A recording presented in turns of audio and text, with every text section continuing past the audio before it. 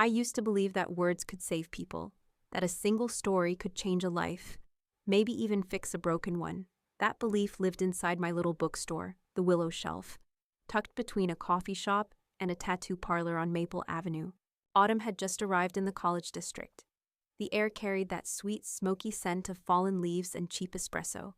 Students came and went, their laughter floating through my open door. I loved that sound. It reminded me that stories still mattered. I'd owned the Willow Shelf for 12 years. 12 years of book clubs, author nights, and last-minute poetry readings that no one really attended but everyone loved to talk about. It was more than a bookstore. It was a pulse, a heartbeat of the neighborhood, until one letter changed everything. The envelope was thick and official-looking, with the seal of the city council embossed at the top. I remember staring at it for a full minute before opening it, as if delaying the bad news could change it. Dear Ms. Reed, we regret to inform you that your lease renewal for 214 Maple Avenue has been denied due to redevelopment plans approved by the city council. The words blurred. Redevelopment plans? Denied? That building had been my second home. I just finished repainting the shelves. I just installed a cozy reading corner with soft lighting. How could they take that away? I rushed to City Hall the next morning, clutching the letter like evidence of a crime. The clerk barely looked up from her computer when I gave my name. Councilmember Jenkins' office handles property matters. You'll need to make an appointment, she said, tapping her keyboard. An appointment? My store, my livelihood is being evicted, I shouted, my voice shaking. I've been here over a decade. She looked at me with that blank government smile.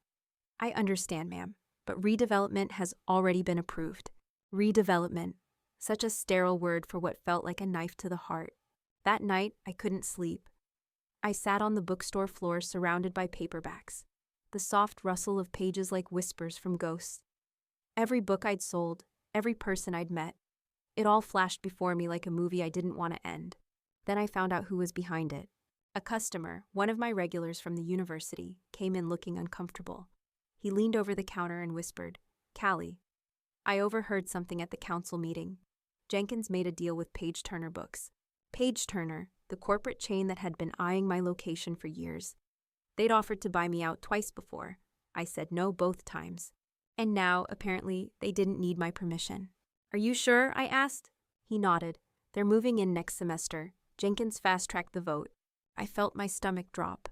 My body went cold. Betrayal didn't come with a warning. It just slammed into you and left you gasping. That night, I walked down Maple Avenue in the drizzle. The bookstore lights glowed behind me, warm and fragile, like the last candle in a storm. I realized I wasn't just losing a business. I was losing my sanctuary. I'd supported local authors, hosted free tutoring, even donated books to the prison literacy program. I thought the community, and the council, valued that. I thought I mattered. But I was wrong. As the rain hit the pavement, I swore to myself that I wouldn't let them erase me. If they wanted a fight, they'd get one. Not with fists, but with words, truth, and the people they underestimated. I didn't know it yet, but the Willow Shelf was about to become the center of a storm. And I was done being quiet. The morning after the letter, I opened the shop earlier than usual. Light slipped through the front windows, and dust motes danced like small, stubborn stars. I brewed coffee, the same bitter blend students loved, and set up a whiteboard by the register. At the top I wrote, in my uneven handwriting, "Save the Willow Shelf. Meeting tonight, 7 p.m. I didn't know if anyone would come, but the board felt like a battle flag. It was the first move I could make that didn't involve lawyers or cold municipal language. I sent one email that afternoon, a short, raw note to my mailing list. No polished PR, no pleas for money, just me, my voice. "They're kicking us out. Come talk. Bring ideas, bring rage." By 5, the shop smelled like nervous breath and old paper. A handful of regulars filtered in. A grad student who ran the tutoring program, an elderly woman who led the prison literacy initiative, the barista from next door who'd kept us supplied with pastries for author nights. They sat shoulder to shoulder on mismatched chairs while I told them what I'd learned. When I said Councilmember Jenkins, a low sound traveled across the room. Not quite a gasp, more like a shared bruise. "You can't be serious," said Malik, the tutoring coordinator, his jaw tight. "I wish I wasn't," I said. But he colluded with Page Turner. They fast-tracked the redevelopment vote. They won our lease. Someone scoffed. They think they can just buy the street. That's not how this works, the elderly woman said. Her name was Ruth. She'd been fighting for literacy longer than any of us had been alive. We built this. We don't let them bulldoze it. That night, ideas hit like falling books. We organized a weekly reading marathon. 24 hours of continuous readings by students, poets, and anyone who loved the shop. We planned a midnight shelf sit-in, where volunteers would literally sleep between the aisles to stop the movers.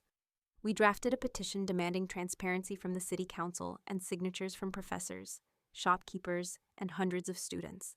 We also needed proof. Rallying people would buy us time, but time alone wouldn't stop a legal eviction.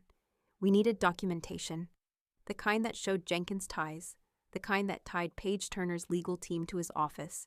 A young journalist, Mara, who freelanced for the college paper, volunteered to look into city records. A tech-savvy regular, Ben, started digging through public planning documents and zoning notices. An alum with access to an old council minutes archive promised to cross-reference voting records. Hope felt electric and fragile at the same time. The next obstacle arrived faster than I'd expected. 3 days into our campaign, I came in to find a legal envelope on the counter. Not a council letter this time. A lawyer's notice. Cease and desist. A demand that we stop using the words Page Turner and Jenkins in public materials, or face defamation charges. My hands shook as I read it. It was the kind of language meant to intimidate. Polished, expensive, designed to silence. Ruth grabbed the paper from me and cursed under her breath. This is exactly what they'll do. Scare people into staying away. But intimidation had the opposite effect in that room. Where the corporate letter intended to shrink us, it stretched us tauter, like string about to snap, but holding a note that made people listen. We shifted strategy. If they wanted to threaten us, we'd respond with transparency. Mara presented a spreadsheet that night. Names, meeting minutes, and a flagged vote that looked suspicious. A name repeated across documents. Harrison Page, a senior exec at Page Turner. Ben found a public procurement filing that mentioned a consulting contract between Jenkins' office and a developer with ties to Page Turner. The hairs on my arms prickled when I saw the overlap. It was not proof enough for court, but it was a pattern. Patterns in politics were often as damning as a smoking gun. We staged our first media stunt the following weekend. At dawn, we hung handmade banners on lampposts, books not buyouts, and packed the shop with readers. We live-streamed a reading marathon, and students posted videos with the hashtag we invented. Willow will not yield. The video caught fire overnight. Local blogs picked it up. An influencer posted a clip. A city council member who wasn't on Jenkins' payroll posted a tweet asking for an ethics investigation. We started getting calls. Some were kind, some were cowardly. One was an anonymous voice, clipped and cold, warning me to back down. I kept that warning in a drawer of my mind and refused to let it shape my next move. Because that night, a young woman named Lila, a former bookseller who'd lost her shop years ago, approached me. She slid an envelope across the counter and said, "You need to see this. It's from someone who can't risk being public." Inside were photocopies of emails. Fragmentary but damning. Dates, references to a site acquisition, a mention of a favorable council channel. One line stood out. "Ensure Jenkins moves this up before semester ends." My heart raced. My hands went cold. This was the kind of paper that made the room tilt. There was risk in showing it to the public. There was risk in ignoring it. But now we had a thread. And threads could pull down whole seams. I slept for 2 hours that night on the shop couch. The envelope clutched like proof of both danger and possibility. When I woke, news alerts lit up my phone. Someone on social media had posted a video from our live stream and a screenshot of the emails.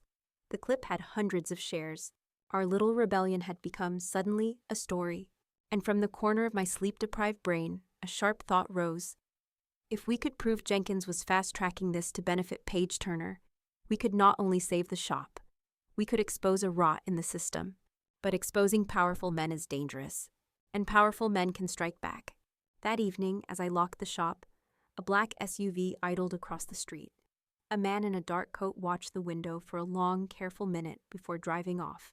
My mouth was dry. I felt both terrified and alive. The contest had escalated. We had momentum, we had a thread, we had people ready to stand in the aisles. But I also understood we were no longer safe.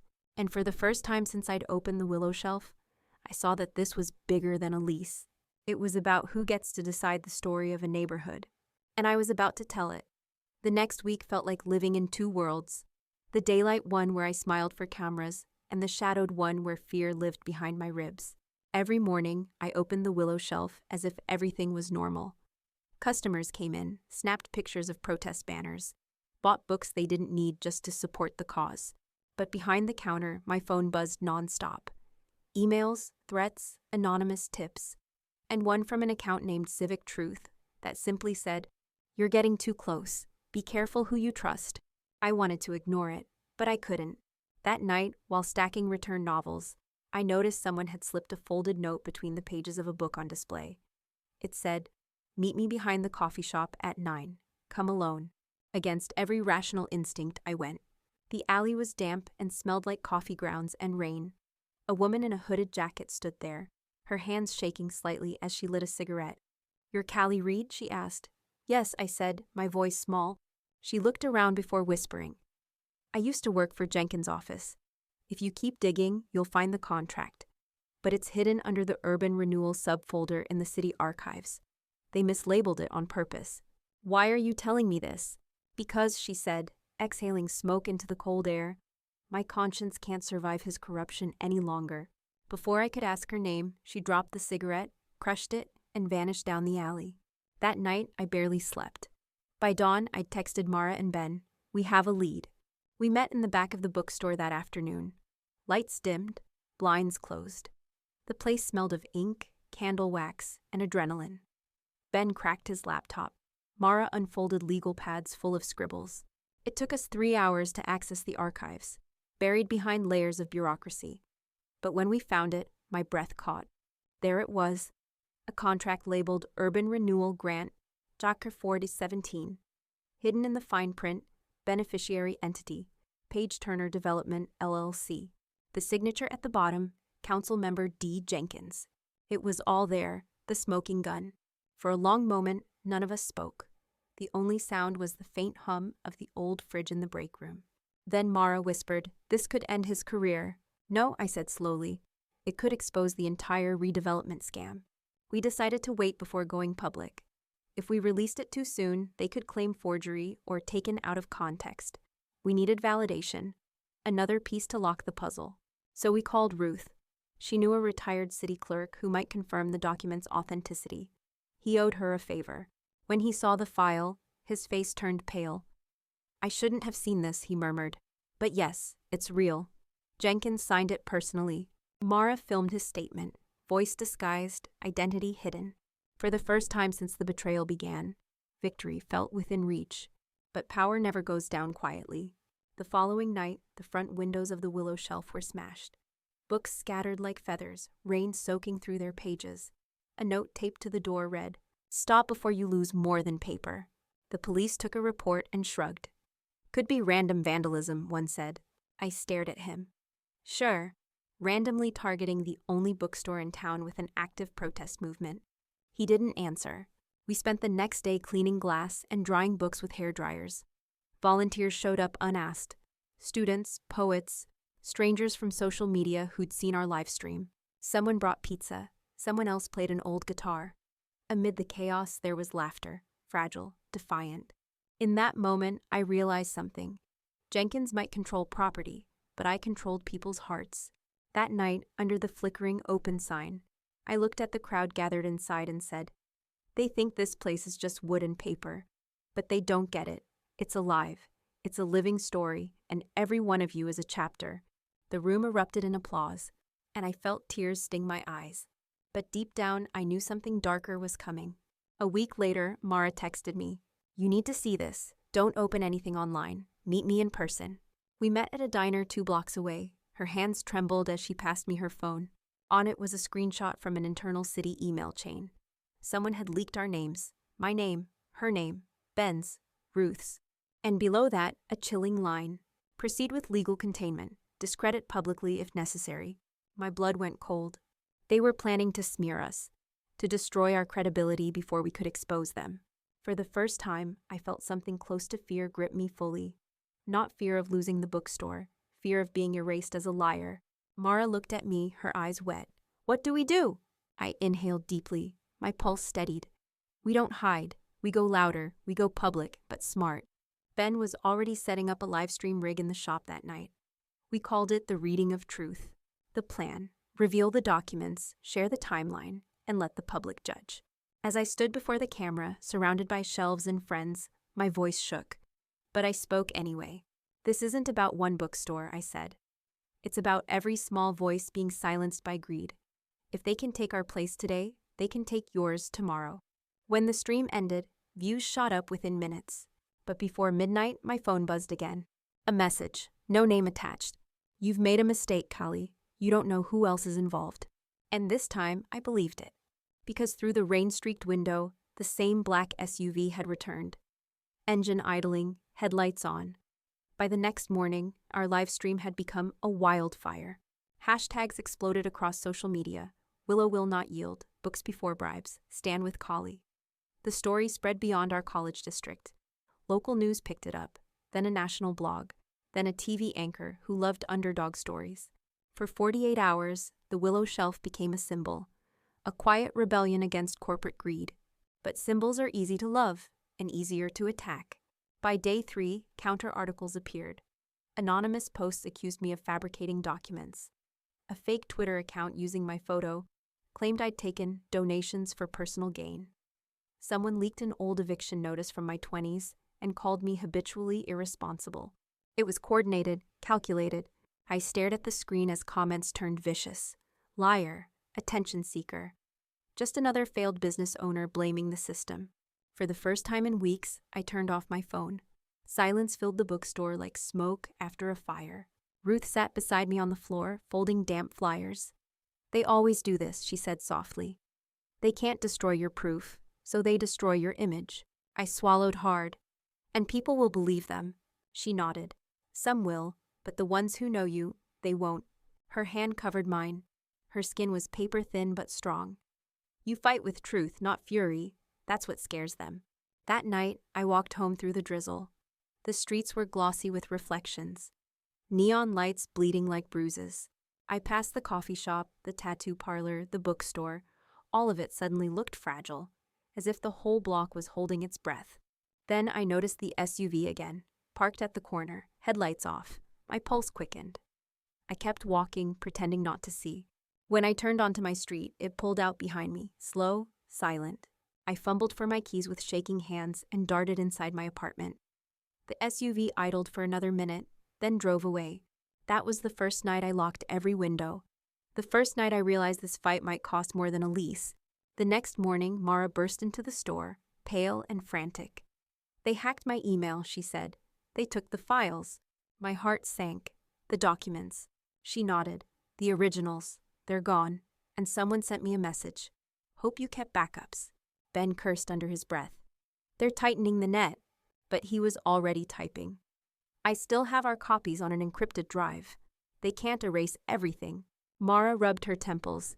We can't fight this in shadows anymore. We need legal muscle. I looked around at the shelves. Scarred, taped, patched from the vandalism. Books had survived floods, fires, bans. Maybe we could too. We'll go public again, I said. But this time, we bring witnesses.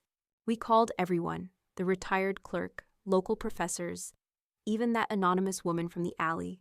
No one answered right away. Fear had a way of silencing even the brave. Until that evening, when my phone buzzed. An unknown number. A voice whispered, "You don't know me, but I work inside Jenkins' office. Check the city's financial disclosures. Page 47. Follow the consultancy payments." Then the line went dead. Ben found it within an hour. Quarterly payments made to Maple Consulting Group, a shell company traced to Jenkins' cousin, the same firm listed in Page Turner's redevelopment paperwork. It was the missing link. We gathered in the store that night like conspirators in a war room. Ruth brewed tea. Mara drafted a press release. Ben set up another live stream, this one titled The Money Trail. When the stream went live, thousands tuned in. I read the evidence aloud, invoices, signatures, transaction logs. Every detail carefully documented, cross-verified, undeniable. The comments exploded. Expose them. We stand with the Willow Shelf. Arrest Jenkins. But before we could end the stream, Ben's face went pale. "What?" I asked. He pointed at his laptop. "The city's issuing a public statement, right now." We watched the live broadcast. Councilmember Jenkins stood at a podium, voice calm, rehearsed. "These accusations are false. Ms. Reed and her associates have waged a campaign of misinformation and defamation. We will pursue legal action for slander and incitement." My throat tightened. Mara gasped. He looked straight into the camera like a priest delivering false scripture. "We support local businesses, but we cannot tolerate chaos." The screen cut to black. The next morning, the Willow Shelf was swarmed with reporters. Microphones, cameras, flashes. Everyone shouting questions. "Callie, are you under investigation? Did you fake the contracts? Are you planning to resign from your advocacy group?" I stood frozen, blinking under the strobe of lenses. Then a familiar voice rose behind me. "Ruth." "She's not resigning," she said. "She's revealing." She stepped forward, eyes fierce. "This isn't just about books. It's about truth being buried under money." The crowd quieted, cameras turned toward her, and for a moment, one sharp, shining moment, the narrative shifted back. Reporters scribbled notes. Someone asked for the proof. Mara handed them printed copies, signed by the retired clerk. We'd fought back, but the cost was visible in our faces, sleepless, strained, half-broken. As evening fell, the crowd dispersed, leaving the store glowing under its warm lights again. I stood in the doorway, staring at the cracked glass still taped from last week.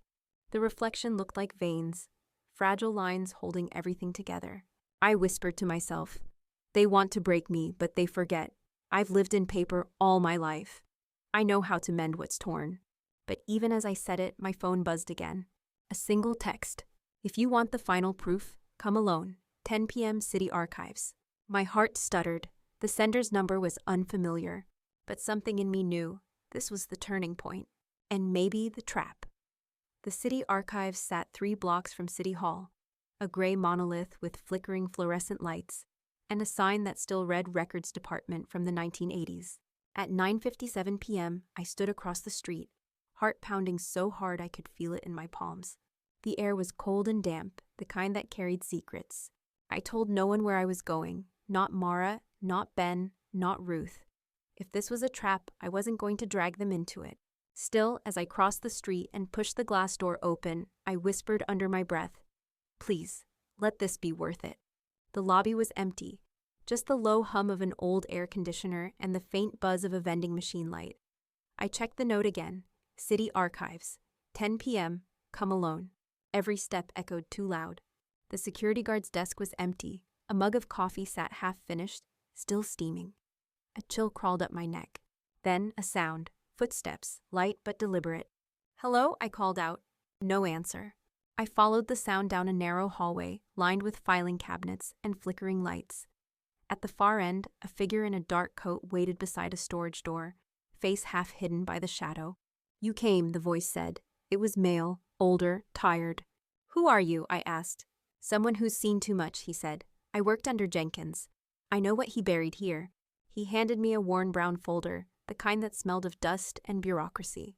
Inside were photocopies, invoices, land transfers, meeting minutes. Every one of them stamped confidential. I flipped through the pages, my hands trembling. There was a name that appeared again and again, Page Turner Holdings. And next to it, underlined, Urban Development Fund, discretionary spending. Jenkins had rerouted public funds, taxpayer money, to buy properties under dummy corporations, including mine. "This," I whispered, "this proves everything." The man nodded. "But you'll need to act fast. He knows what you're looking for."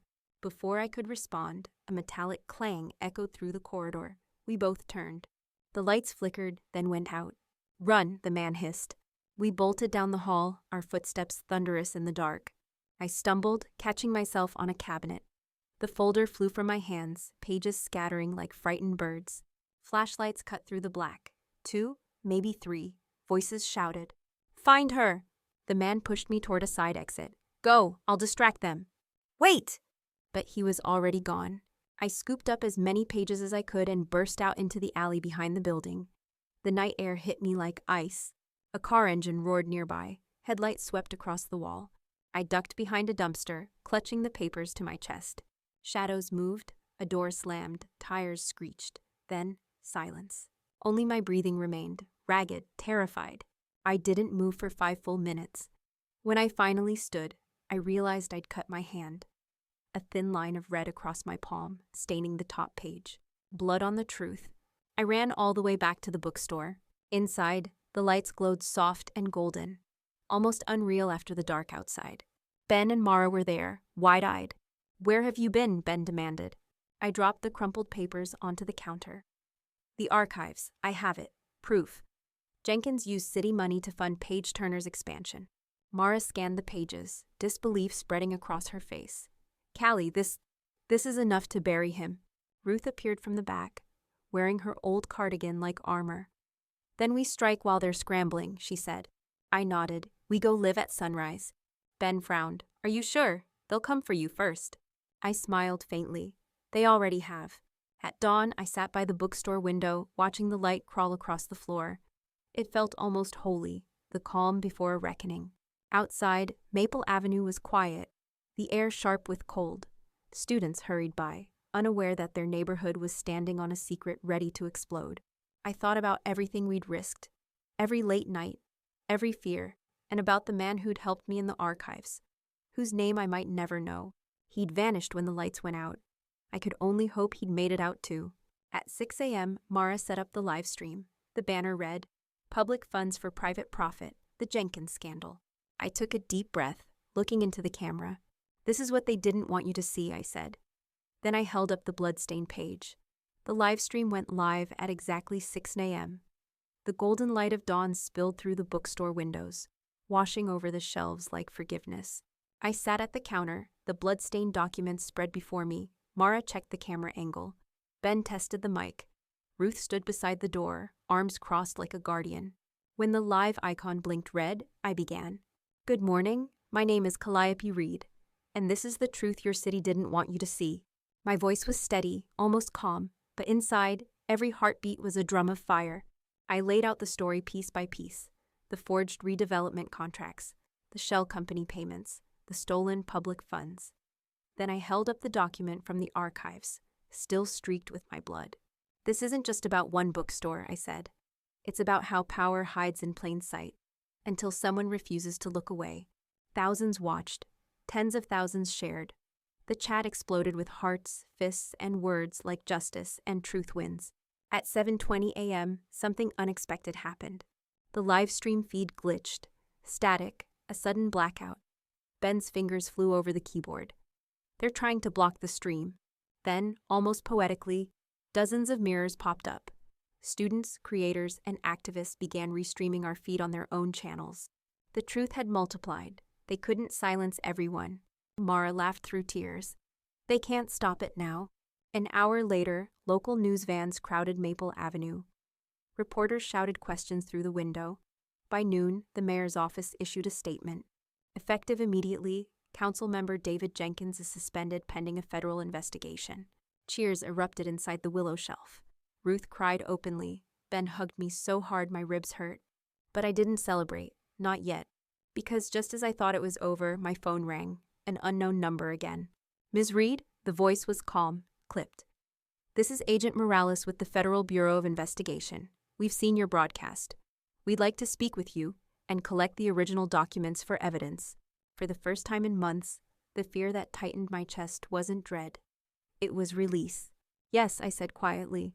"They're yours." That evening, I met Agent Morales in the same lobby where it all began. He took the folder carefully, scanning the stained page before looking at me. "You realize," he said, "this could unravel a statewide corruption ring."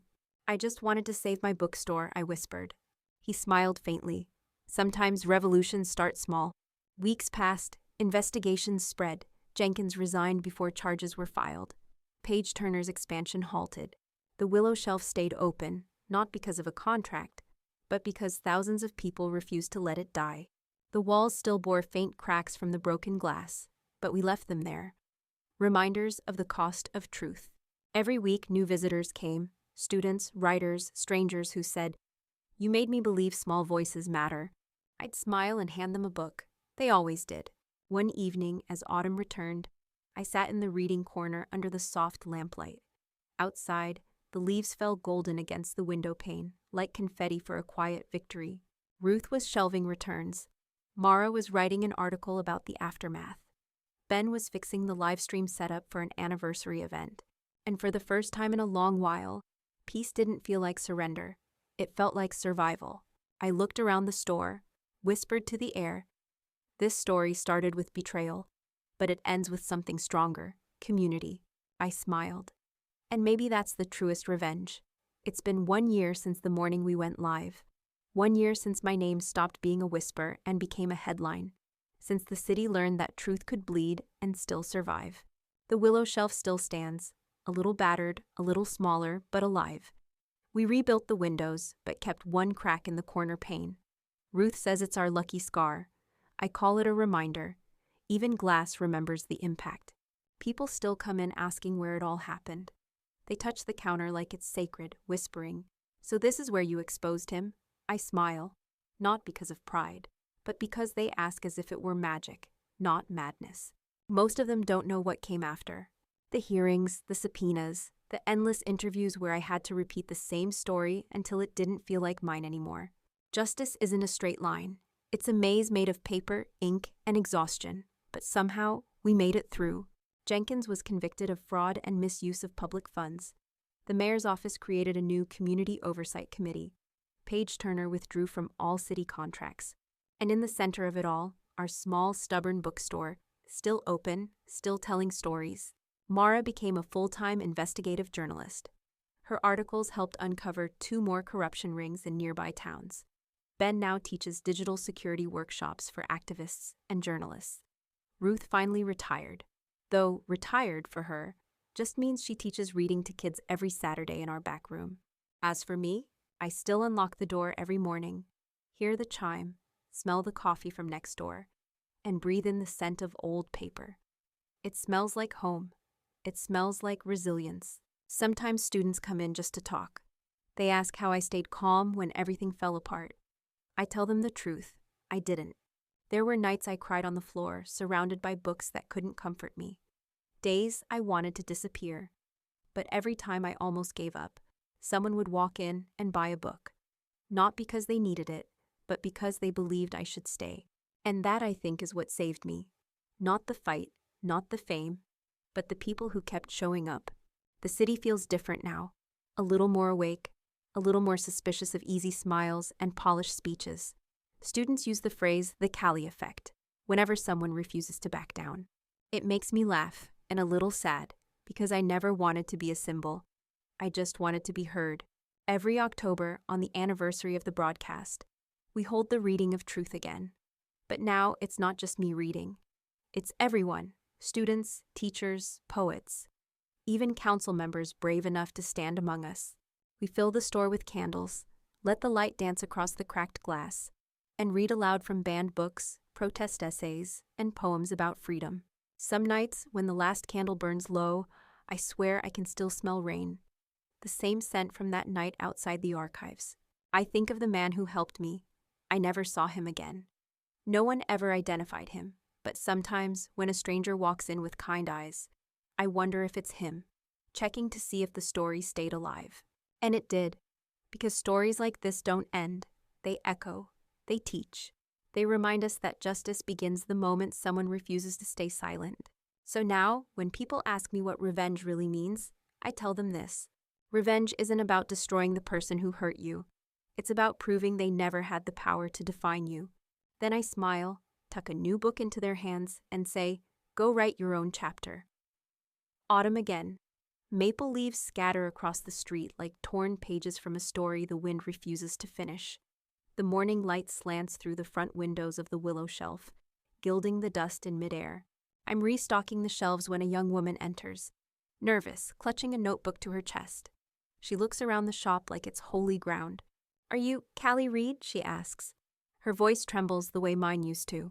I smile. That depends. Are you here for a story or to write one? She laughs, embarrassed. Both, maybe. She tells me she's studying journalism. She watched our live stream last year. She says it's the reason she chose her major. I want to uncover truth, she says. But I'm scared of what it might cost. I nod. It always costs something, But so does silence. Her eyes meet mine, wide, uncertain, searching. And in that gaze, I see the next generation of fire, flickering but not afraid to burn. She leaves with a secondhand notebook and a first edition copy of The Ethics of Truth. When the door closes behind her, the little brass bell rings. Same sound, different world. Later that evening, the store is quiet except for the hum of the old heater. Ruth's handwriting still marks the event board by the counter. Next reading of Truth, Saturday, 7 p.m. Beneath it, someone scrawled a quote. Justice is the story we keep telling until it listens.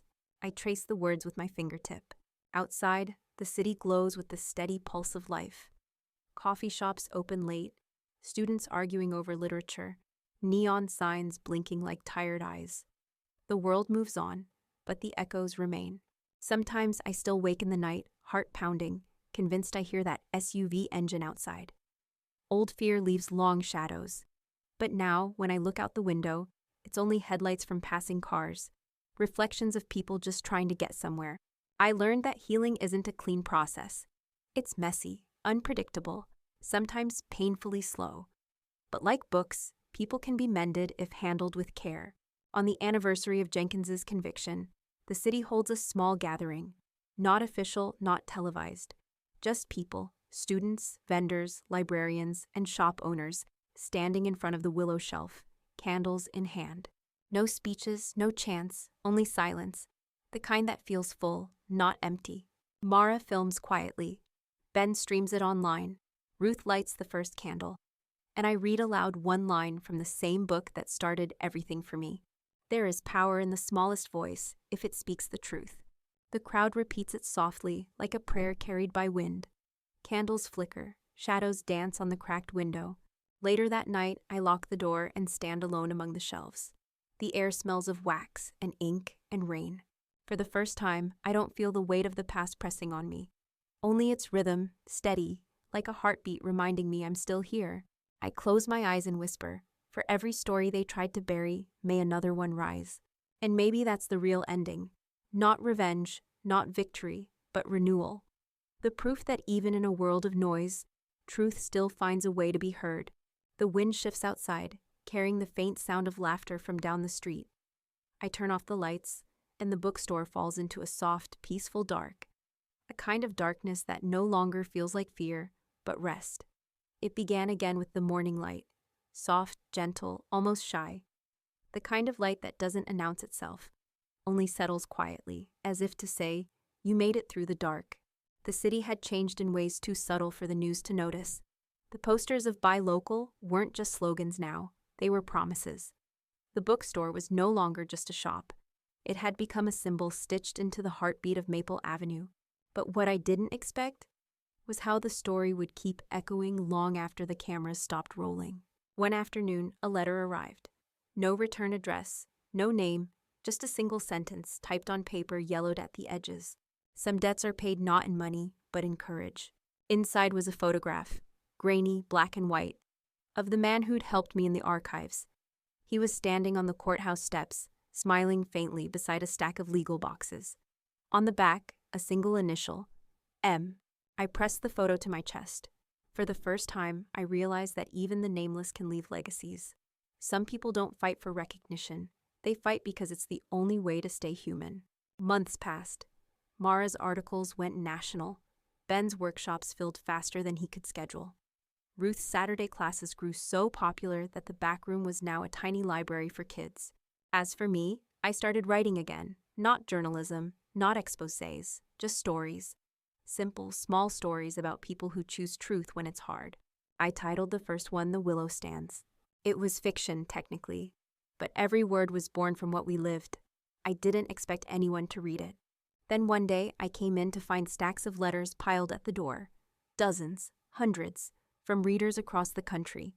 They wrote about fighting landlords, corrupt bosses, unfair laws, about refusing to back down, about finding courage in one small bookstore that refused to disappear. The night we reached the one-year anniversary of Jenkins' sentencing, Maple Avenue was lit again. But this time, not with protest banners.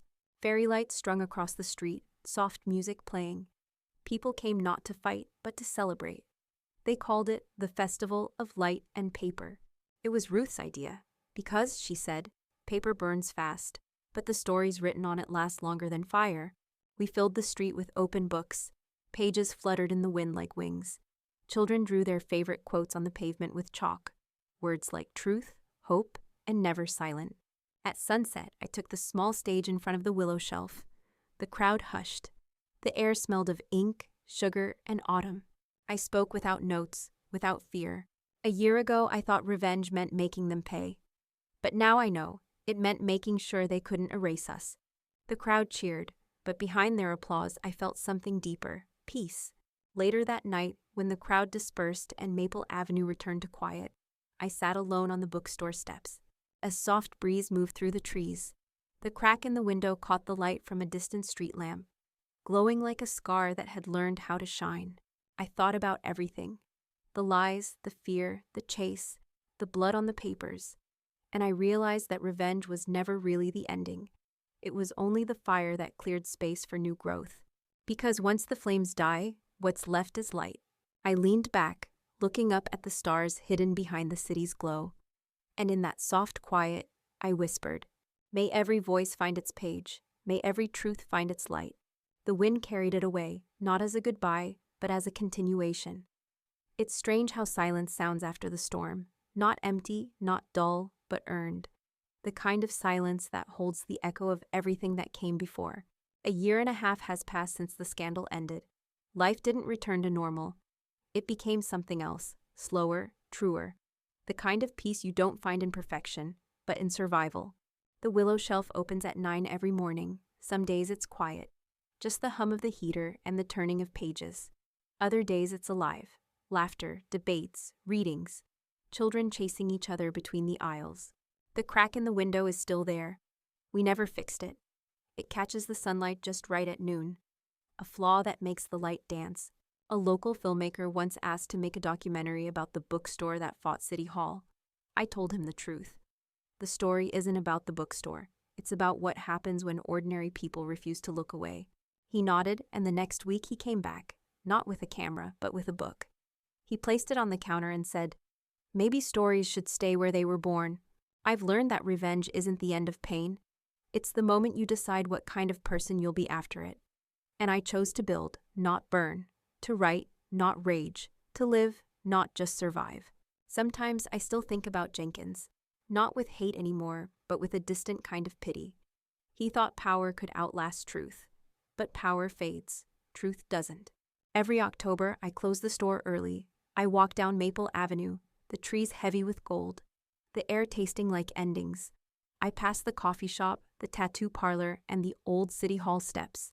I stop there, always there, and I light a single candle, small, almost fragile, for the man who helped me, for everyone who stood beside me, for the story that almost died but didn't.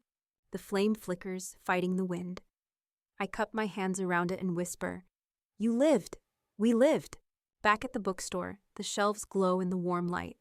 Mara's latest article hangs framed near the door. Ben's security guide for journalists sits in the local authors section. Ruth's old reading chair, still patched with duct tape, waits by the window. And on the counter, my book, The Willow, stands, with a handwritten note inside.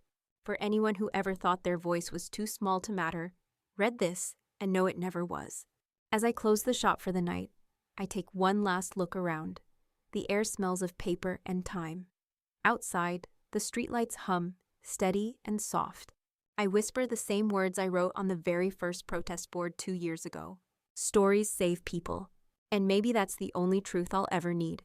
Because the Willow Shelf still stands. Because the city still listens. Because I'm still here.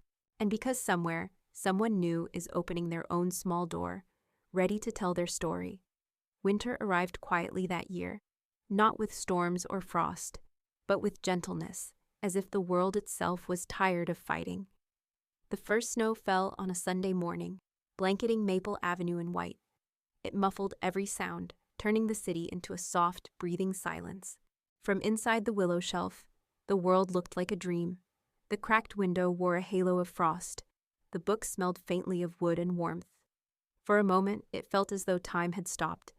Frozen in that fragile peace we'd all fought so hard to earn. I brewed coffee for the few brave souls who came out despite the cold. a pair of students reviewing poetry, an old man reading the newspaper, and a young mother teaching her daughter to sound out words. Their voices mixed with the hum of the heater, and I thought, this is what healing sounds like. Around noon, a delivery truck pulled up outside. The driver brought in a single small box addressed to me. No sender, no logo, just my name, written in black ink.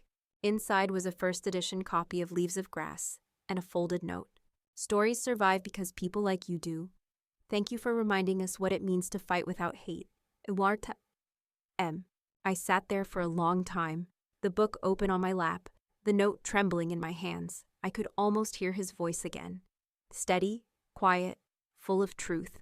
The kind of voice that could start a revolution with a whisper. The weeks passed softly after that. Snow piled high on the sidewalks. Holiday lights glittered above the street. Children left little notes taped to the bookstore window. Thank you, Miss Callie. My mom says you're brave. I want to write like you someday. Each message felt like another heartbeat stitched into the store's walls. I stopped trying to measure what we lost and began counting what we built. The shelves overflowed again, not with profit, but with purpose. Every book donated carried a story. Every customer brought hope wrapped in warmth. On New Year's Eve, we kept the lights on past midnight. The reading of truth had become tradition. But that night, it wasn't just about the past. We read stories of renewal, of forgiveness, of ordinary people finding courage in small acts. Mara streamed it live. Ben played soft piano in the background. Ruth, stubborn as ever, insisted on reading the final passage herself. Her voice shook, but her words landed like a prayer. Justice isn't the fire, it's the light we keep alive after. The room fell silent, and then slowly everyone began to applaud. I looked around, every face glowing with candlelight, every eye reflecting the same flame, and I realized something I'd missed before. Revenge had started the story, but forgiveness had finished it. When the clock struck midnight, we opened the front door. The cold rushed in, biting but clean. Outside, fireworks blossomed above the city skyline. Gold, red, white, like sparks from a story reborn. Children ran out laughing, holding their candles high. Their laughter echoed through Maple Avenue, bouncing off the brick walls, chasing away every ghost of fear that had ever lived there. I stood in the doorway, feeling the wind brush my hair, the snow melt on my cheeks. The sign above me creaked gently in the wind, the Willow Shelf. It glowed softly under the fireworks, the light shimmering off the cracked glass like stars on water. I whispered to myself, stories don't end when the book closes. They wait for the next reader. I turned off the lights, stepped outside, and locked the door, but not tightly. Because some doors, I've learned, are never meant to fully close. Snow melted into spring, and with it came the quiet hum of renewal. The city woke slowly, shop fronts repainting their signs, children chasing pigeons, the sound of laughter returning to streets that once echoed with protest. Maple Avenue bloomed again, not just with flowers, but with purpose. The Willow Shelf opened its door to sunlight, and I to a life that no longer needed to fight to exist. But the story, our story, didn't end. It simply changed shape. Every week, letters still arrive. Some from strangers, some from friends I've never met. They write about rebuilding, marriages healed after betrayal, towns uniting against corruption, children standing up for classmates being silenced. All of them say the same thing. Your story gave us ours. I keep those letters in a wooden box behind the counter. Sometimes, when the night gets quiet and the heater hums low, I read them out loud so that the voices of the brave can live inside these walls a little longer. One evening, Mara and Ben stop by after work. We sit in the back room, the same one where we once hid from fear, now filled with laughter and the scent of tea. Mara asks, if you could go back, would you still do it? I think for a long moment, then I answer, yes, but not because I wanted revenge, because I wanted to remember who I was before the world told me to give up. Ben smiles. You didn't just remember, you reminded everyone else. We clink our mugs together. The sound rings warm and full, like truth spoken out loud. Later that night, when they leave, I stand by the front window and watch the city lights blur into gold. A group of students passes by. They stop, take pictures, wave. They're laughing, carrying books in their arms like torches. It hits me then. This isn't my story anymore. It belongs to everyone who found courage in the wreckage. And maybe that's how stories are meant to live. Not as possessions, but as gifts passed from hand to hand, voice to voice. As I lock up, the wind rattles the sign again, the Willow Shelf. The letters gleam faintly, worn but unbroken. I whisper one last line, not for the camera, not for the world, but for the walls that carried every word I dared to speak. The ink may fade, the pages may tear, but the story will always find another pen. The wind carries the words out into the sleeping city. Somewhere, a light turns on. Somewhere, another story begins. And I smile, because I finally understand. Revenge was only the spark. Truth was the fire. But love was the light that never went out. Night settles over Maple Avenue like a curtain slowly falling after the final act. The bookstore glows in its usual amber light, steady against the quiet. The city hums beyond, cars passing, laughter spilling from cafes, the gentle pulse of a world that somehow feels a little more awake than before. Inside the Willow Shelf, the shelves breathe softly in the dim. A single candle burns on the counter, small but sure. Its flame dances across the old glass window, painting warm shapes on the walls. I stand behind the counter, hands resting on the wood polished by years of stories. The smell of paper and ink wraps around me like a memory. Somewhere in the back, the clock ticks, steady, patient, alive. I close my eyes, and in the stillness, I can hear them. The voices of everyone who passed through these doors. Ruth's calm laughter, Mara's sharp questions, Ben's quiet focus. The students, the strangers, the ones who came for a book and left with something heavier. Or lighter. Each voice leaves behind a trace, a heartbeat pressed into the grain of the floorboards. If you listen closely, you can almost hear them breathing together, a chorus of hope. The door chime rings softly. I open my eyes. A young boy stands there, clutching a small notebook to his chest. He can't be more than 10. His mother waits outside, watching gently through the glass. He walks up shyly, eyes wide. "Are you the lady from the story?" he asks. I smile. "I guess I am. Which story?" "The one who didn't give up," he says. I kneel to his height. "Do you want to hear how it really ends?" He nods. "It doesn't," I whisper, "because now it's yours." He grins, the kind of smile that feels like sunrise. I hand him a small bookmark with the store's name. He looks at it like it's treasure. As he turns to leave, he pauses. "Will you still be here?" I glance around the shop. The cracked glass, the shelves heavy with life, the candle still burning. "Yes," I say softly. "Even when I'm not, the story will be." He waves goodbye and runs out to his mother. The bell rings once, then silence again. Only the hum of the heater, the whisper of wind against the glass. I walk to the window and watch them disappear down the street, the child's laughter trailing behind like the tail of a comet. Outside, the city lights blur into gold. Inside, the candle flickers once, twice, and steadies. I whisper to no one, to everyone. This is where revenge became redemption, where a fight became faith, and where one voice became 1,000. The clock ticks, the light holds, and somewhere far away, another story begins to write itself. Because truth, once spoken, never really fades.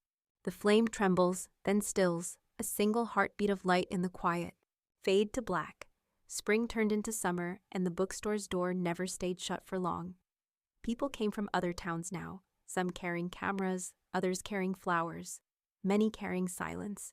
They would walk in, look around, breathe in the air like they were standing inside a memory that didn't belong to them, but somehow healed something in them anyway. I stopped asking where they were from. It didn't matter anymore. Stories, once told, belong to everyone who needs them. One afternoon, a journalist from New York visited. She was young, maybe the same age I was when all of this began. She asked if I'd mind being interviewed again for her podcast, Stories of Quiet Courage. I almost said no, but then she said softly, "I listened to your live stream when I was 19. It changed the way I saw power, so I agreed." We sat by the window, the afternoon sun spilling gold across the table. Her recorder clicked on, and for the first time in a long time, I didn't feel like I was retelling a story. I felt like I was passing it forward. She asked me, "Do you think revenge ever ends?" I looked out the window, watching 2 kids draw chalk hearts on the sidewalk. "No," I said finally, "because revenge isn't about ending something. It's about beginning again, with truth instead of fear." She smiled, nodding as if she'd already learned the answer but wanted to hear it spoken aloud. When she left, she turned at the door. "The world still needs people like you," she said. I laughed. "No, the world just needs people who remember they matter." That night, I listened to her podcast. My voice sounded older than I expected. Slower, quieter, but stronger somehow. She had edited it with music underneath, a piano piece, soft and unhurried, like breathing. And between my words, she'd inserted clips from other voices, students, readers, strangers, all saying what the Willow Shelf meant to them.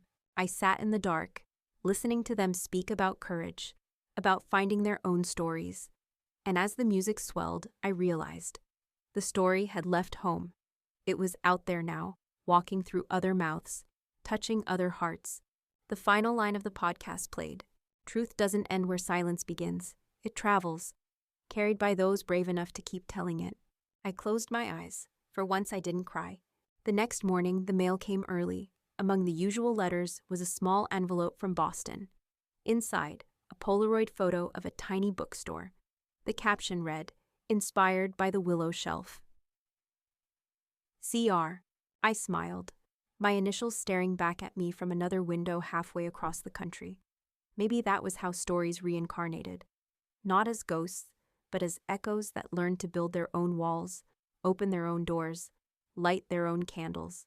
That evening, as the sun set behind Maple Avenue, the sky turned to the same gold I remembered from that first day.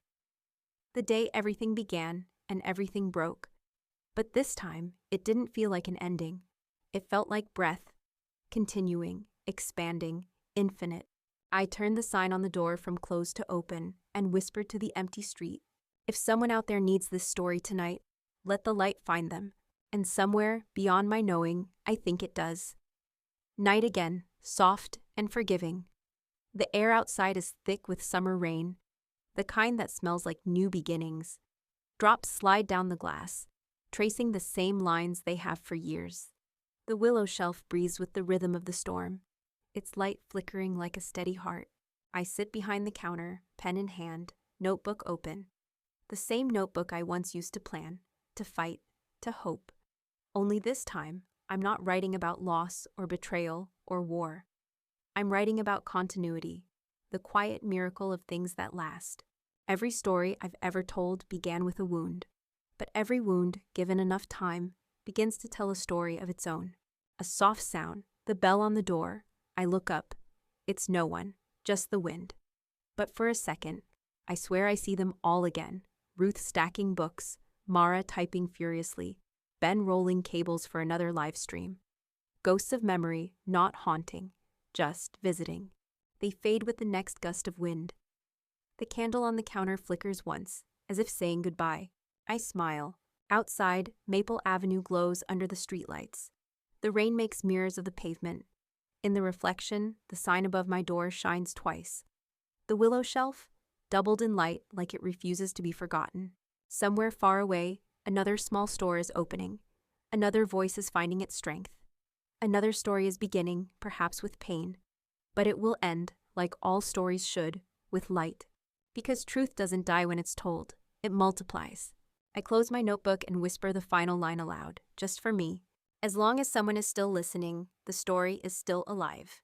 Then I blow out the candle. The smoke rises, a thin gray ribbon twisting upward, carrying everything that came before into the quiet. The darkness settles, but it's not empty. It hums, full of pages, full of memory, full of tomorrow. And through it all, one thing remains certain. Stories never end. They simply wait for someone brave enough to begin again.